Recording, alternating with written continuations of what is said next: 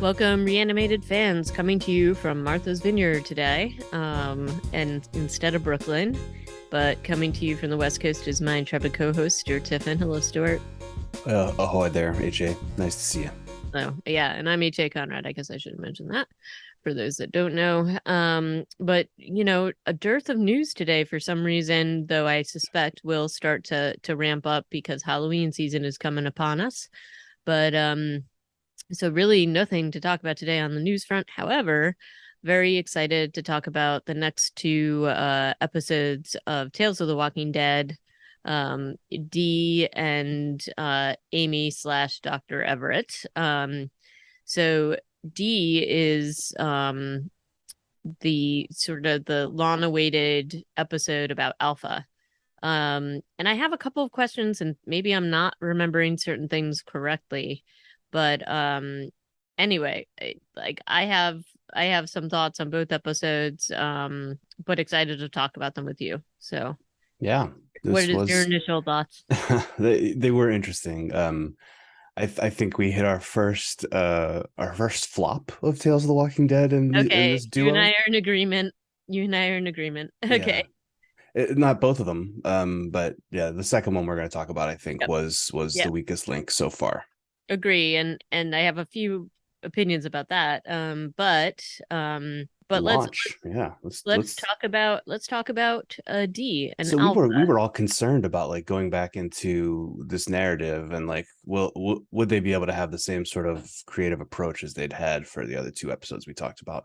How do you feel like those fears were borne out overall? Um, I mean, I thought that this was a great episode. Samantha Morton is a phenomenal actor, and I like she really just got right back into this particular role with like sometimes you worry that when people have been away from it for a bit, or when it's like this kind of thing with just an offshoot, it'll turn into something entirely. But I felt like she's true to Alpha in this, and it did add to something of the background, though I have to admit I thought we had kind of covered this backstory. And is this a conflict in what the things that we had learned before? How so? Because didn't she meet Beta in the mental institution? Like, am I Yeah, forgetting? she met him in a building. We don't really Oh, right, know right, right, right, where right. that was. And she had already been the two scenes we got in her flashback episode, as I recall, were in the bunker, which they talked about a lot, in that basement where Yep, and we saw that Lydia's dad was ad killed, nauseum. Yep.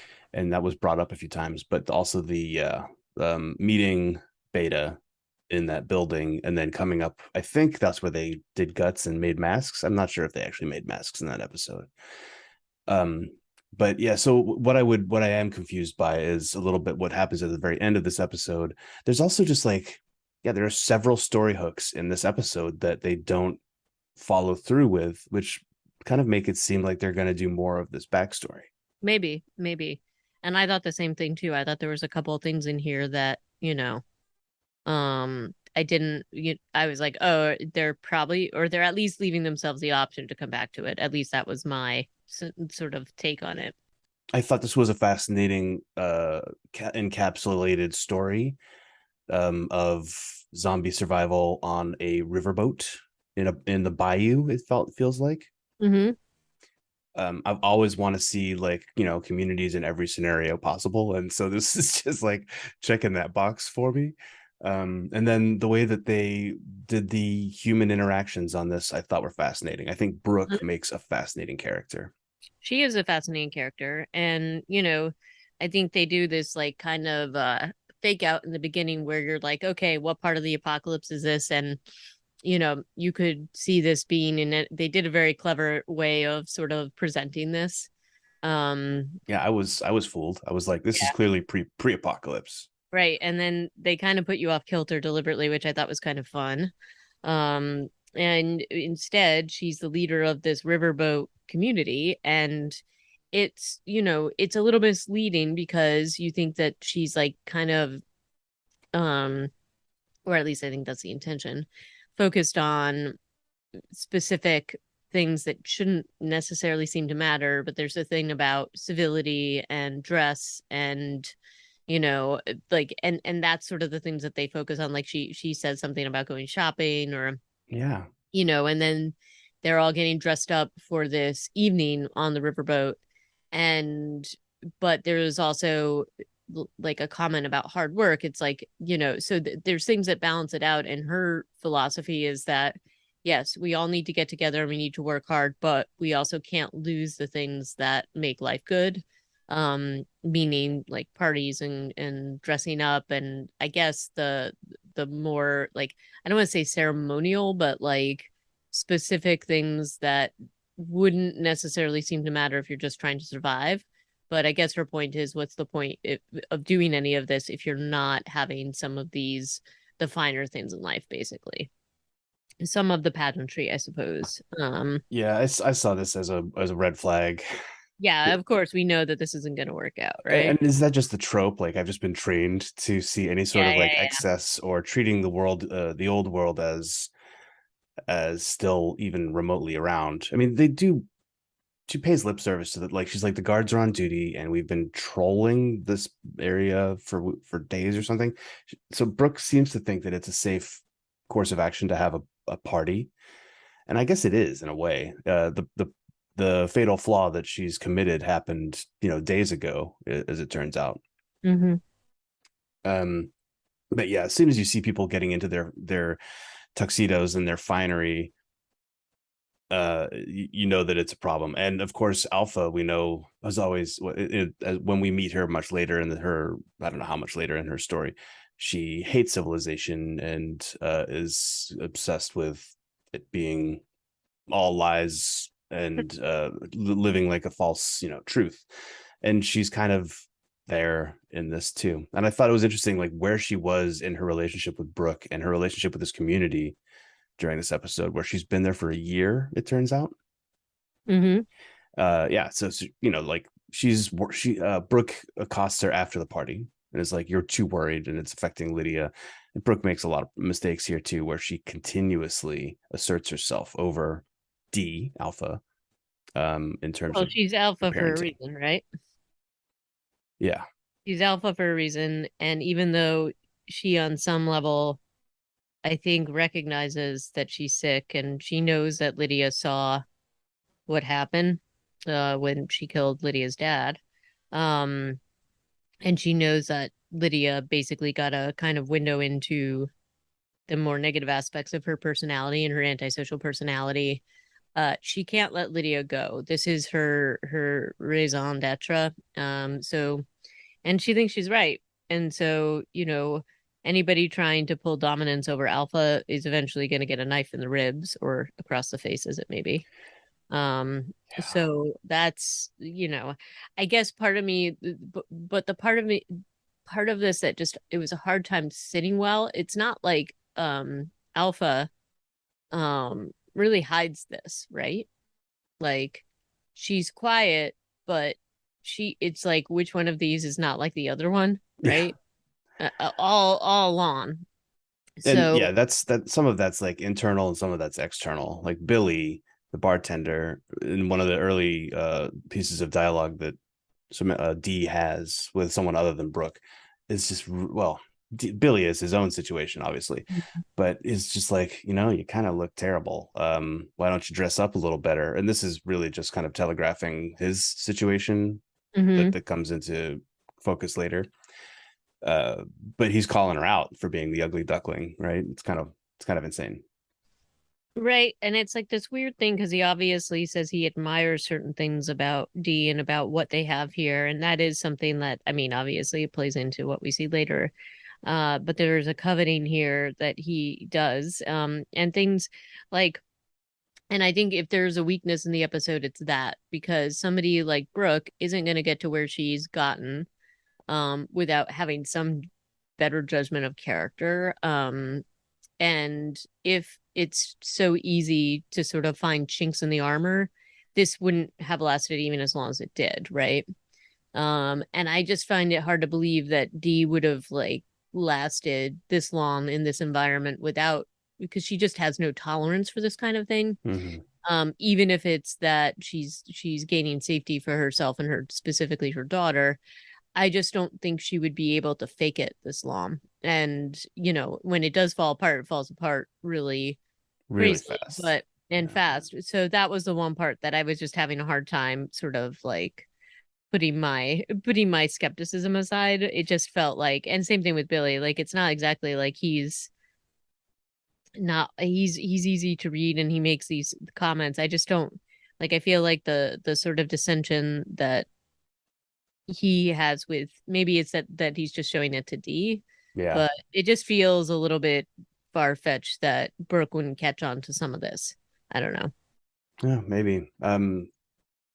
I think I tried to put myself, I tried to imagine Dee as part of a regular, in quotes, survivor group where she is a capable survivor, right? Like she even shows that when she's just off by herself later with Lydia. She is tactical and she has the ability to survive. And so those are skills that would be useful in any kind of group. And Brooke is, despite all of the icing and frilly nonsense, she is running a survivor group. Right. So even though Alpha is their janitor, like, Yep. she clearly has like a position in their community that it is not one necessarily of the command's respect. But Yeah. you're right. I don't know that she would have lasted an entire year, other than the fact that Lydia is so happy there and seems to be really in love with Brooke.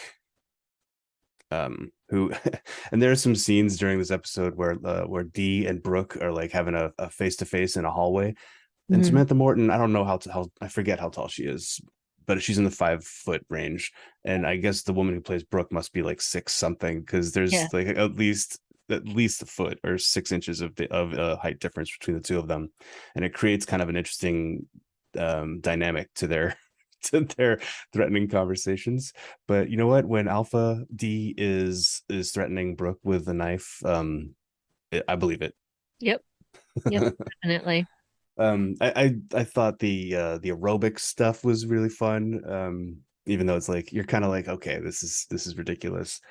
Uh, it's on some level, it is trying to like she's working on healthy body, healthy minds. I think like it makes sense, right? Well, no, I mean, I kind of thought she was like, okay, well, we're on a boat. You got to stay in shape and you got to be at peak, to help fend off any kind of threats. Although, I mean, I guess these are the things that don't sit totally well with me. I just don't like a riverboat like this to me is a huge target. Yeah, Wherever it's going to go, it's huge. And she's doing stupid things like having the whole thing lighted up. Um, at night in an yeah. air like there's just so many things like that don't make sense to me, but you know I felt like this was supposed to be sort of like, okay, this is the way Brooke's doing it, so even though it seems like a little bit ridiculous, it does have a purpose in terms of like keeping this group safe, despite the fact that it seems semi frivolous, right? A little Jane Fonda um but you know I guess my like, and then the other piece of the holes in this whole like scenario is that with Billy, the bartender, his whole idea that, I'm gonna bring this group of people onto this boat and we'll just kill 6 people and we'll have the plate like, if you're admiring what Brooke is doing, that's just not possible to maintain Oh, if you he's then insane. Yeah, like, he's totally crazy and this doesn't make sense at all. Also, like him just jumping into the bayou, I don't think he would have lived very long with the gators and everything else out there, apparently. Um, but again, this is just sort of like a little story to show who Dee is, who we also know, and to show her in a different scenario. And I think that probably the most powerful scenes are actually when she's out in the woods after the whole coup happens. yeah. Because at Got her. first, that's really a lot to do with Lydia and her frame of mind too, Yep. right? I mean, it's not just D's there absolutely too, but D is fairly constant. Yep. Other than like the massive amounts of restraint she is showing early on in the episode, like you've pointed out. But Lydia is like being feted as the only child on this barge too, um, given a dress. Brooke is Talking about a pouring it party. pouring attention on her and talking about a garden party and fairies and stuff. And Alpha is D is really trying to. She's kind of like letting her. enjoy that a little bit, but at the same time being concerned about everything that's going on. Um, Well, and I and think then that there is a rejection of Dee by her daughter. Like Lydia oh, knows her it's mom is a absolutely psycho. yeah. And so she's looking for other role models, and she's definitely imprinting upon Brooke, like Brooke is the way to go. And Brooke though And keeps on coming back to Dee and saying like your daughter's terrified of you and she needs some yeah, space, and she's saying all the wrong things to a yeah, mama bear. yeah. Which I just feel like Brooke's not that dumb, but I guess they make her that dumb here. And so when Dee and Lydia, escape, or basically Dee takes Lydia, Lydia doesn't want to go. And then they go in, and Dee, like, after, like, this is the thing that I'm like, I know we've seen a little bit with Alpha before. We saw this in the mental institution storyline with Lydia. um she has this like weird unreasonable expectation that your daughter is gonna like somehow learn how to fight. Like she's like, oh, I have valuable things to teach you too. um and not fully grasping the age of her daughter, but also the temperament of her daughter is very different from her own. And she knows this to some extent because she does like weird creepy comforting things, like, she's got the backpack with the rabbit. She kind of sees how, she does her best to like throw Lydia into the deep end with the walkers and have her take them out, which obviously she can't do, and Dee easily dispatches in like 5 seconds. She's and then there's this like really awful, moment where she does have realizations here and there that she's not the best mom, that she isn't the best mom to Lydia, but she just can't help her nature, right? And Yeah. this is who she is. And she realized it like in a very like stark moment here. Like there's like warring things going on. And on the one hand, she really wants vengeance on Brooke and takes it. And that's the piece that I think um is classic Alpha, but there's like two parts to it. One is that she's like wants to put Brooke in her place, um, but kind of ratchets back her worst instinct, which was to kill her, because of Lydia's reaction. But also there's like a side to her that is just incredibly sadistic and cruel, right? Like, Yeah. because And she, honestly, I was convinced that Brooke was going to show up again before the end of the episode. And I'm just like amazed that the show did this. They gave this woman like the best nemesis backstory, Mhm. and they've already painted her as fairly capable and charismatic. And so now there's this Brooke out there with this massive facial scar who hates Alpha. And Alpha's Well, it story. feels like it's going to come back later at some point, Well, right? yeah, that was one of those story hooks I was referring to. I was just like, there's Yeah. no way that you don't close that loop. And they Or made it so obvious with the scarring and stuff like that. So I think she's going to pop up somewhere.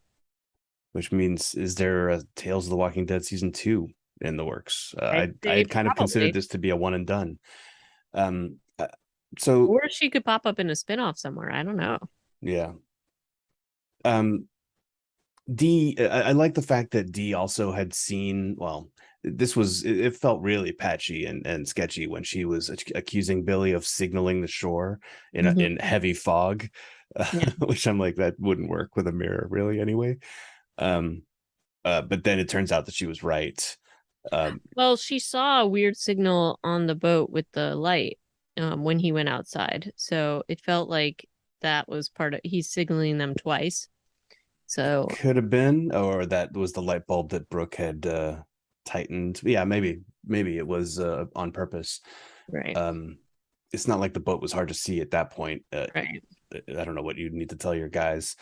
But the fact that she was right about that, and the fact that Brooke never even owns that, I thought was pretty uh a little bit annoying, honestly, in that final interaction that they have in the woods where Mhm. she's like, you lied to my daughter, you promised her the world, and then you couldn't deliver, or something along those lines, Yeah, which I'm like, that's a weird thing to say to Brooke. Also, D, like, you should, if anything, you should be mad that you promised her safety and security and you couldn't deliver that. It's not that you right, promised her garden parties, that who cares, but right.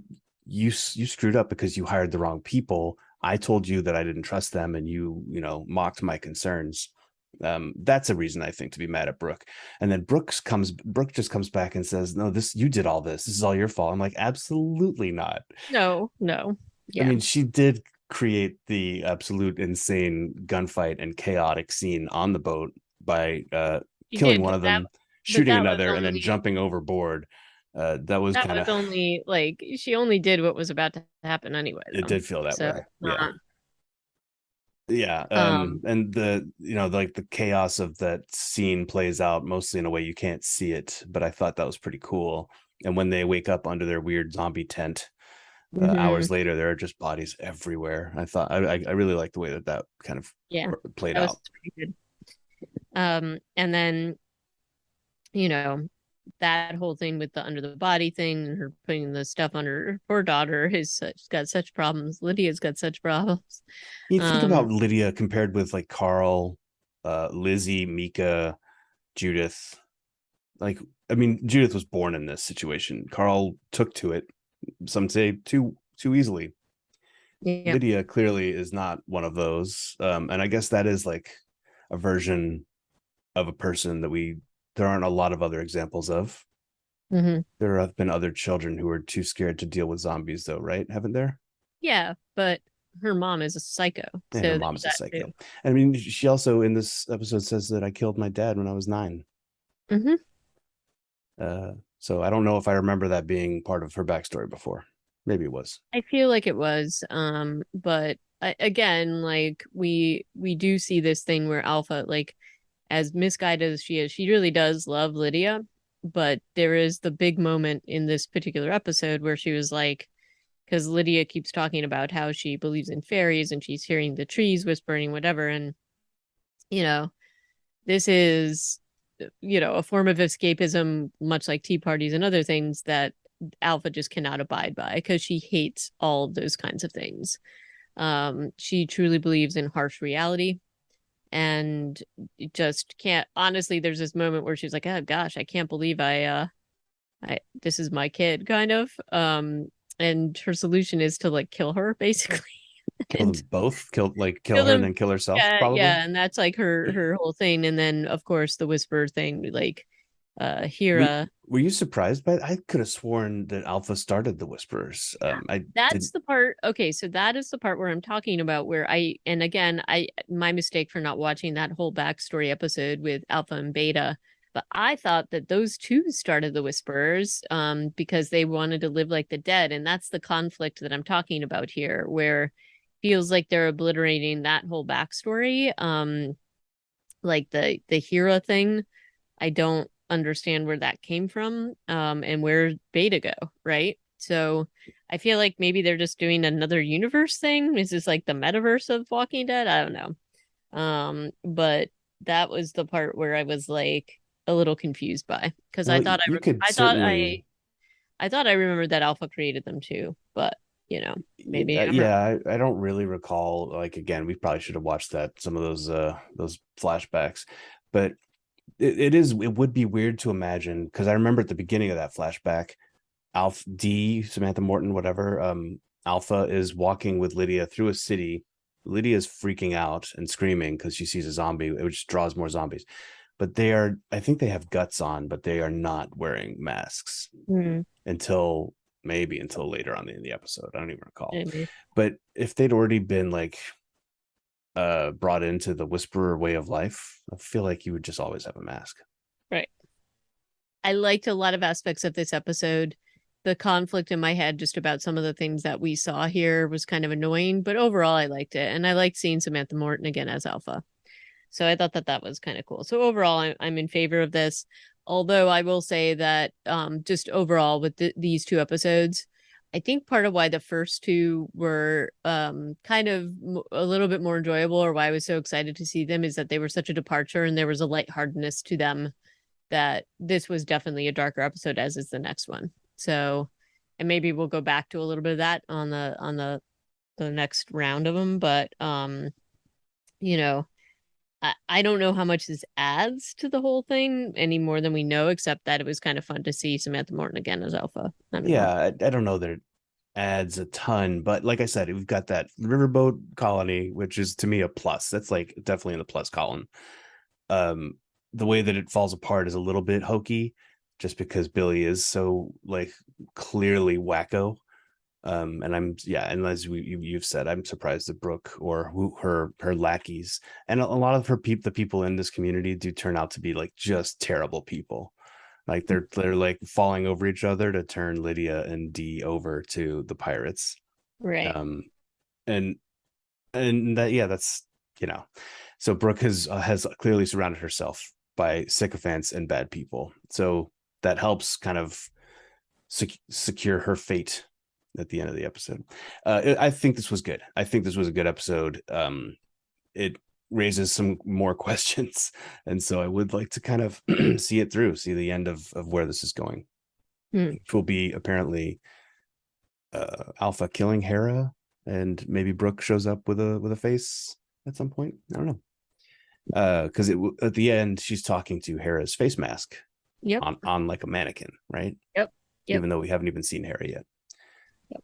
So It's maybe we'll see pretty more of crazy. this. It is. It is. So maybe we'll see more of this. Maybe we can kind of figure out where the timing is of this.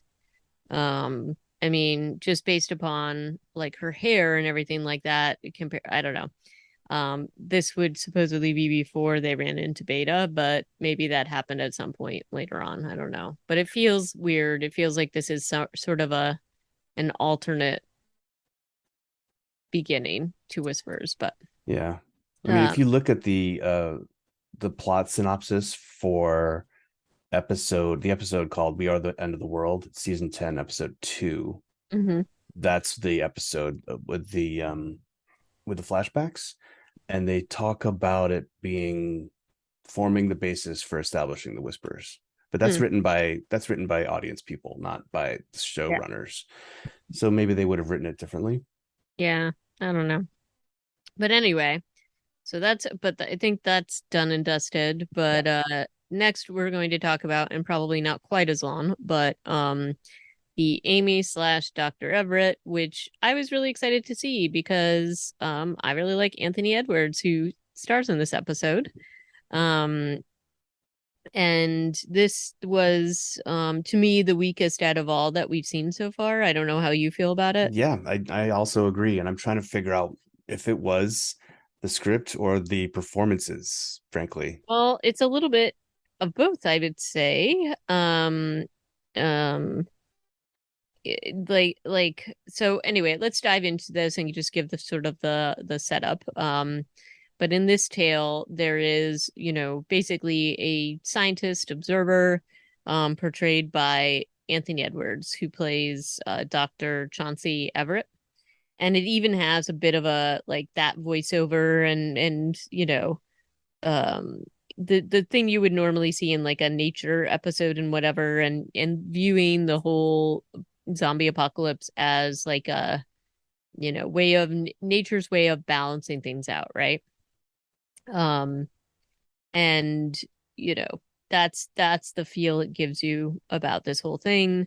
He I re- have some problems with this setup though oh, too. there's a lot of problems with this setup, right? Like if um something about this episode doesn't even feel like it lives in the universe of The Walking Dead, Correct. because they're talking, I mean, maybe they're just like it's a different part of the country, so yeah, you wouldn't know the terms for stuff, but it's like dead sector and the Hmm. trench, which are not like I mean, the narration sets it up that those are things, and so I guess that's all I should need to be like, yes, there's a dead sector and a trench, and beyond the trench is like a place of amazing diversity of animal like ecosystems. Okay, Well, okay, but and this is changing the rules a little bit, right? Because, there's things in this that pop up that I'm like, how would that work? like what? And well, the fact that he's saying that all this nature, all these animals are thriving because humans aren't around, well, but they've got a pretty big predator, which is that we've seen the zombies take down lots of wildlife, like. Yeah, and there And his proof of wildlife, the proof of wildlife in this episode rather is a couple of bad CG animals. That yep, pigeon was whoa. terrible. And there Yep. was a crocodile, which we've already seen as being like superior to zombies in terms of it's actually the alpha predator, I think, Hmm. the apex predator. And then like a bunch of B-roll from nature documentaries of African savanna, and I'm just like, this doesn't compute. This is not adding up. It doesn't. It just felt, yeah, not enough. This was not good enough for me. Right. And I mean, look, I guess we have to, maybe this whole Tales of the Walking Dead isn't canon. Maybe this is just their own weird thing. I mean, because we did have a time travel episode or a time loop episode. Yeah. So, I mean, I think we have to maybe accept that part of it. But I think that if you're a fan of the show, you're automatically trying to like carve out spots where these little stories belong, right? But and the canon that's been presented, so that was the thing that I was having a tough time sort of you know dealing with, I and feel like also the naturalist angle would work in Walking Dead, and mhm, naturalists who's a recluse right, versus people who want to be in a community also works. If right, anything, it's this world building that they try to shove in here that right. just doesn't add up to me. That's kind of where it falls apart. Well, and there's a lot of pieces of this world. I don't know. Like, so anyway, the other main star of this is Poppy Lou, who plays Amy. And Yeah. so these are the big characters. We see some walkers, we see some extras walking around here and there, but these two are the main action. Um, and you know, it's it's sort of your normal thing where he does all of his observations. He's a recluse. He doesn't really want company. Um, and there's this whole premise set up that in this zone there are people that come much like they come on into the the preserves in Africa, and instead of taking like trophies like elephant tusks and things like that, they're taking walker heads, which just seems ridiculous to Like, me. how are there not walkers on the other side of the trench that they can Right, take their right. heads? And there's some idea that all the resources on the other side are totally tapped, which would they be if there weren't, I don't know, like that if the population is that, like some of this makes absolutely no sense at all. And so he saves Amy from, a a group of walkers because there's a specific walker that he's been following, and we see that he's been observing two specific ones, but he's very attached to this specimen 21, um, which is the only reason he interferes. But he actually he's got a very hypocritical philosophy going on, because he just chooses to intervene when he wants to often, Yeah. despite his philosophy. And I think, for me, some of what didn't sit well was I thought both of them were overacting tremendously in this episode. Yeah, I agree. Because especially in like the middle, maybe the last third of the episode, there's a very long scene of them talking to each other, trying to convince each other to go to their side of the argument, Mm-hmm. and it just dragged, and it fell very flat to me, the delivery. And I don't But know if that even was overacting or just like the script wasn't maybe there or what. might have been that, but I even felt like that interaction with them from the beginning just felt overly, he's this scientist acting all curmudgeonly and whatever. It just felt overdone, all of it. And you may be right. It may just be the script, but those two didn't really have a ton of chemistry, unfortunately. And I know that they're both great actors, so that was kind of weird. But even in how certain things were revealed and presented, it was sort of like there was this, it just fell flat. I think you're totally right. Like the specifically one part was where he was talking about the coat he was wearing. I mean, that coat was pretty cool. It was pretty cool, but like he says it and she's like, well, and her reaction to it was just sort of stupid. And it's like, well, if this coat makes me invisible, like why wouldn't you make more coats? Like anyway, um, but the the sort of opposite sides of their philosophy didn't ring true. Like it just felt like they were having conflict for conflict's sake. Um, there was a couple good moments, but like especially when she sees the fake CG bird, that to me seemed just ridiculous, right?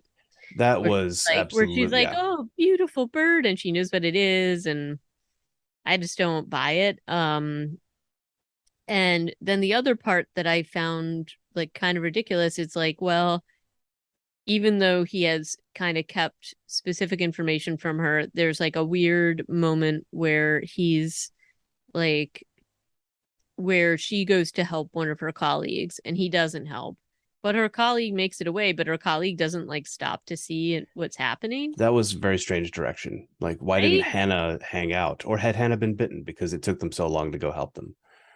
It felt like Yeah, she made it away, and then it's like, well, wouldn't you help your friend? It like that felt weird to me, and it just felt like, and if that was the case that she got bitten, they should have shown that, the or should have ultimate shown, end of this episode too, though, kind of follows this. It doesn't make a huge amount of sense to me, other right? than like we're supposed to believe that Amy voluntarily goes back to die with her community because that's what would make her happier. Except, Um, she's got this knowledge, so the community could have basically gotten away. So that, that's the part where yeah, I'm and like, they're what? mobile. It's not like they don't have vehicle. They have vehicles. Like he's looking at their vehicles at the end of Right. the And episode. and we've also seen Amy manage to make her way through a pretty like not a massive herd, but enough of a herd that she's figured it out, and she gets to the community in time to basically say, "Hey guys, there's a huge herd on the way." Mount And up. yet they stay in this one spot and just sit there like sitting ducks. Like it felt very dumb to me. I Yeah. didn't think this made any sense whatsoever. Also, even his mission, and he's like, people. I was part of a science team who was here studying the walkers, and this is important, and I have to keep doing it. I'm like, okay, sure, yep, cool. But then he doesn't like. What is the point of science for its own sake without sharing your findings? Right. Like what is the end game here, right? Like who is going to like because if as he says like that the humans are just kind of, chomper meat and that this is the next step, what's even the point of doing some of this? Um, like where are you going to leave this knowledge? Because the whole point is to pass on the knowledge. And if you think that humans aren't that channel, what are you doing? It's not like you can leave it to the zombies, right? Exactly. The other thing I did think with this episode that they were trying to establish, which, again, is this just sort of a weird part of the multiverse, but of Walking Dead, I don't know. But he was establishing that specific walkers had different senses, and I wondered if that was going to play into some of these uh new projects, like what we talked about, the fast French zombies and things like that. But he specifically talks about um one of the um one of the walkers has more like a sense of smell, and then his specimen 21 does things that he, and you can't tell whether these are real like attributes that these walkers have or whether he's kind of fooling himself, right? About whether they There's are. nothing to suggest in the world that zombies need to eat to continue to be reanimated. Right, right. So that was a weird thing. And, she does make Amy makes a very good point, which is like, well, if the whole point is to like keep the species going, they don't reproduce. And if every human is dead, they won't, and they'll just eventually decay. So that how does that play into the nature thing? And he's kind of stumped by that, right? So the fact that they're even asking that question on this show, I think, is a kind of a big deal. Mm-hmm. And maybe that is something that we'll get an answer to, because it was indicated that the French scientists created this thing on purpose.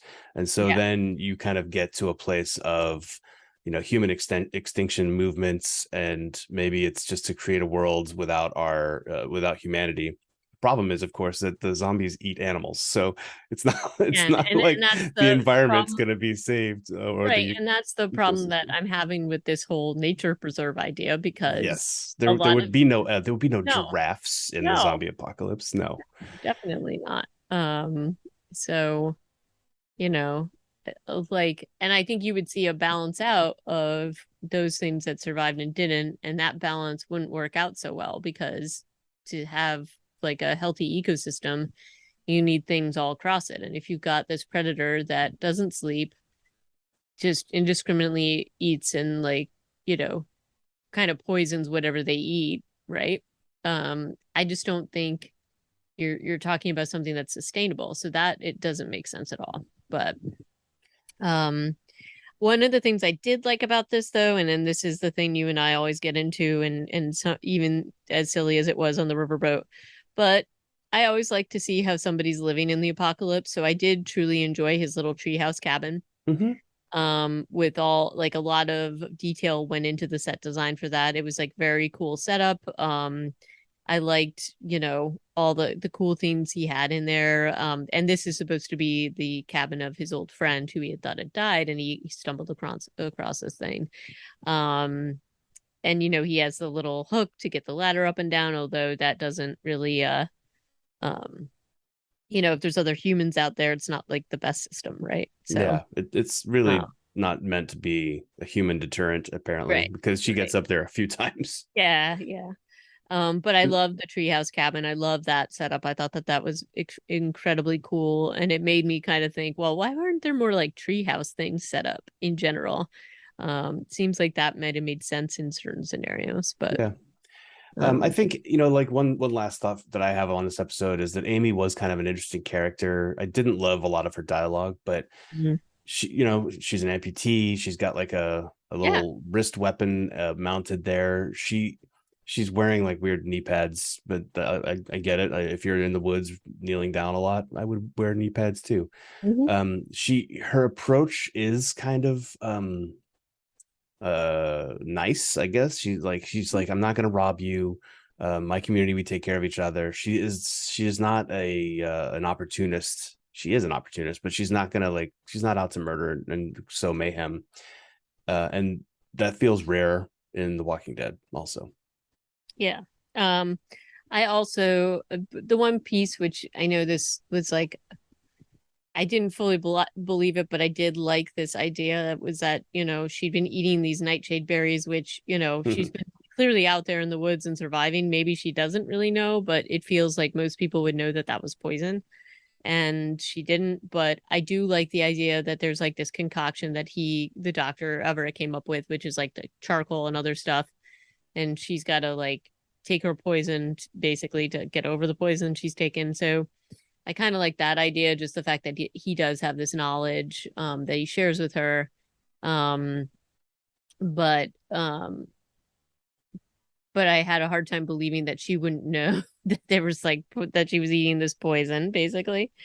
Um, so I don't know. That was just kind of a um some of those details. It felt like if they had just been tweaked slightly, would have just been more successful overall as a storyline. Yeah.